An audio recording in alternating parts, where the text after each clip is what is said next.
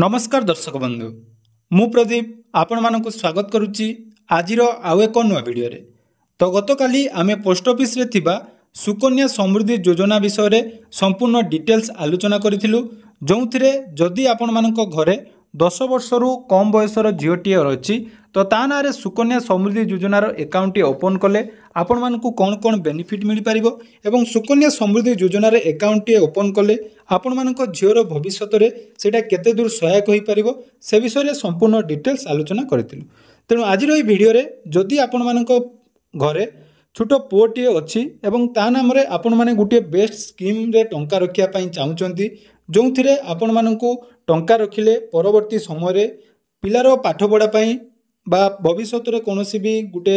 भलो काम करिया पई आपण माने जदि चाहुचंती ताले आजि ठारू आपण माने जदि निज छोट पुओ नाम रे बा आपण मानक घरे जदि गुटे पुओ पिला रहिछि ता नाम रे टंका इन्वेस्ट करिया पई चाहुचंती ताले एही स्कीम रे आपण माने टंका रखि पारिबे जोंथरे आपण मानकु सुधर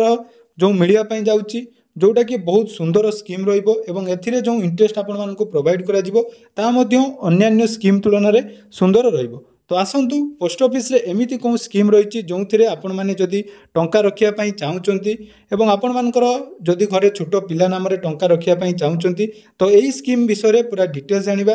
तो ता पूर्वरु जदि चैनल को प्रथम थर विजिट करचंती वीडियो को लाइक करिवे चैनल को सब्सक्राइब करबा सहित पाखरे थिबा बेल आइकन को क्लिक करी ऑल ले सेट कर देबे। तो देखो पोस्ट ऑफिस आपण मानकु बहुत सुंदर सुंदर स्कीम वर्तमान जाकि प्रोवाइड करुच्ची जो स्कीम मानकरे जदि आपण माने टंका रखुचंती ताले आपण मानकु बहुत सुंदर रिटर्न मध्य मिलुची एवं सबुठारो इंपोर्टेंट कथा जाकि पोस्ट ऑफिस रे टंका आपण मानकर 100% सिक्योर रहउची।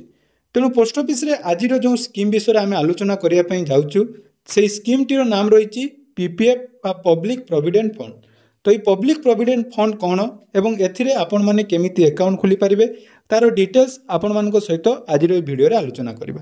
तो सर्वप्रथम जदि आपण मानकर जो छोट पिला नाम रे पुओ पिला गुटे घरे रहिछि ता नाम रे आपण माने किछि टंका मासकु सेविंग करिया पई चाहुचंती तो एही स्कीम रे आपण माने जाकि टंका रखि पारिबे। जो स्कीम टीर नाम रहिछि आपण मानकु जोटा कहिली पीपीएफ। तो ये पीपीएफ रे अन्यान्य बेनिफिट कथा जदि आमे देखिबा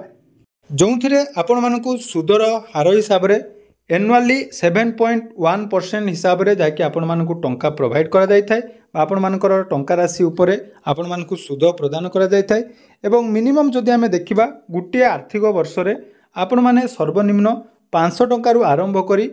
सर्वाधिक 1,50,000 टंका पर्यंत एही स्कीम रे टंका रखि पारिबे। एवं देखंतु एई जो टंका आपण माने रखिबे एथिरे आपण मानकर सेमिति किछि नाही जे प्रत्येक मास आपण मानकु उडे समान अमाउंट रो टंका डिपोजिट करिया पई पड़िबो केवल आपण माने जते बेले चाहिले एई स्कीम रे टंका रखि पारिबे बा एई अकाउंट रे आपण माने सेविंग पर्पज रे जते बेले चाहिबे टंका रखि पारिबे एवं आपण माने जो टंका रखिबे सेई टंका उपरे आपण मानकु भलो धरणर सुद मिलिबो। एबे देखंतु पीपीएफ बा पब्लिक प्रोविडेंट फंड आपण माने को माने खुली पारिबे विशेषकर जदि आमे देखिबा एही अकाउंट जेकोनोसी व्यक्ति जाकि इंडिया रो जेकोनोसी सिंगल अडल्ट निज नाम रे पीपीएफ अकाउंट ओपन करि पारिबे। जदि आपण माने निज निजर छोट पिला नाम रे अकाउंट ओपन करिया पई चाहुचंती ताले माइनर थ्रू गार्डियन हिसाब रे जेमिति आपनकर सुकन्या योजना रे झियो मानक नाम रे आपण माने अकाउंट खुलचंती सेही भली आपण मानकर छोट पुओ नाम रे मध्य पीपीएफ अकाउंट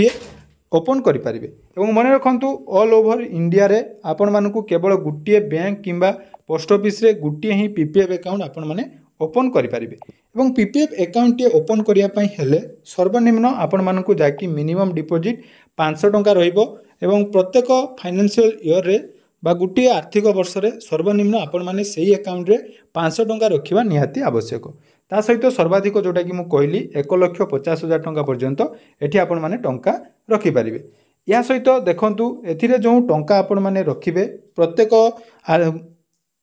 वर्ष आपण मानकु एथिरे इंटरेस्ट जाकि प्रोवाइड करा जिवो एवं आपण माने चाहिले एथिरे गुटिए मासकु गुटिए फिक्स अमाउंट रो टंका मध्ये डिपोजिट करि पारंती किंबा आपण माने निज हिसाब रे जत्ते बेले भी आपण मानक पाखरे टंका हबो एई पीपीएफ अकाउंट रे आपण माने टंका रखि पारिबे। तो पीपीएफ अकाउंट ओपन करला परे आपण मानकर जाकि जो सर्वनिम्न 500 टंका जदि गुटे आर्थिक वर्ष रे आपण माने डिपोजिट करूनांती तो तार परवर्ती वर्ष रे आपण मानकु 500 प्लस 50 टंकार गुटे डिफॉल्टर फी देई आपण माने अकाउंट को पुणी थरे जाकि कंटिन्यू करि पारिबे। एवं यही इंटरेस्ट जोटा कि आपण मानकु प्रोवाइड करा जिवो सेटा आपण मानकर प्रत्येक फाइनेंशियल ईयर रो एंड समय रे आपण मानक अकाउंट रे जाकि ऑटोमेटिक क्रेडिट हो जिवो एवं एठिरे जो इंटरेस्ट आपण मानकु दिया जिवो देखंतु interest earn is tax free under income tax act अर्थात इनकम टैक्स रूल अनुसार एथिरे जहाँ भी सुध आपण मानकु मिलिबो सेटा आपण मानकर टैक्स फ्री रहिबो। या सहित देखंतु पीपीएफ रे आउ गुटिए मध्य सुविधा रही जोटा कि आपण मानकर लोन लो मध्य सुविधा अच्छी एथिरे आपण मानकर 1 ईयर परे आपण माने चाहिए जाकि लोन मध्य आपण मानकर पीपीएफ अकाउंट नहीं पारिबे जोटा कि 25% आपण मानकर प्रीवियस ईयर रो जहाँ भी डिपोजिट हेतिबो तार 25% आपण माने एथिरे लोन नहीं पारिबे। एटा गला पीपीएफ रो जाकि डिटेल्स एवं पीपीएफ अकाउंट आपण माने जाकि निकटस्थ पोस्ट ऑफिस रे जोटी भी चाहिए आपण मैंने ओपन करें। तो पीपीएफ अकाउंट जदि आपण मैंने निज निजर पुओ नाम अकाउंट ओपन कर छोट पुओ नाम टंका डिपोजिट करने चाहूँगी तो ये पीपीएफ अकाउंट आपण मानी बेस्ट रहिबो। एबे आसंतु आमे जदि गोटे मंथली हिसाब रे कैलकुलेट करबा अर्थात प्रत्येक मास आपण माने किछि फिक्स अमाउंट रो टंका जदि डिपोजिट करिया पई चाहउचंती ताले सर्वनिम्न आपण मानकु जाकी कहली 500 टंका रो जदि आरंभ करचंती अर्थात प्रत्येक मास आपण माने 500 टंका एथरे डिपोजिट करिवे एवं एई डिपोजिट कला परे पीपीएफ अकाउंट ओपन जते बेले करूचंती यार देखंतु मैच्योरिटी पीरियड आपण मानकर 15 वर्ष रहइबो। एटा म आपण मानकु कहि देली जे पीपीएफ अकाउंट कले आपण मानकु 15 वर्ष पर्यंत एथरे टंका डिपोजिट करथुवे 15 वर्ष परे जाकी आपण मानकर मैच्योरिटी हबो। जेमिति सुकन्या योजना रे आपण मानकु 15 वर्ष डिपोजिट करिया पई पड़िता आउ 6 वर्ष अर्थात 21 वर्ष परे आपण मानकर टोटल मैच्योरिटी हेता किंतु पीपीएफ रे आपण मानकर 15 वर्ष पर्यंत आपण माने एई स्कीम टाकू कंटिन्यू करिया पई पड़िबो। देखंतु 15 वर्ष जदि आपण माने प्रत्येक मास 500 टंका रखुचंती टोटल 15 वर्ष रे आपण माने 90,000 टंका एथिरे रखिबे एवं 90,000 टंका उपरे टोटल इंटरेस्ट देखंतु आपण मानकर 67,785 टंका आपण मानकर टोटल इंटरेस्ट आपण मानकु पीपीएफ अकाउंट रे मैच्योरिटी समय रे मिलिबो। अर्थात टोटल मैच्योरिटी अमाउंट आमे जदि देखिबा 1,57,785 टंका आपण मानकर टोटल जाकी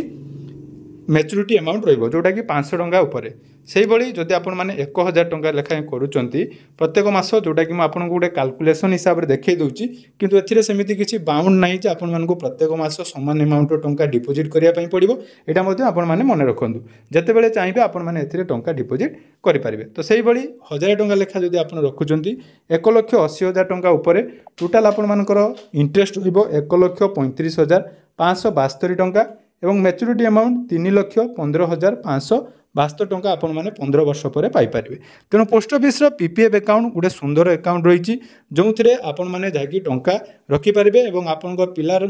भविष्य रे जदि पाठ पढ़ा हो बा कोनोसी क्षेत्र रे एटा आपण मानकु निहाती बहुत हेल्पफुल हबो। तेणु पीपीएफ अकाउंट ओपन करिया पई हेले जदि 10 वर्ष रु कम पुओटिए रही ताले तार आधार कार्ड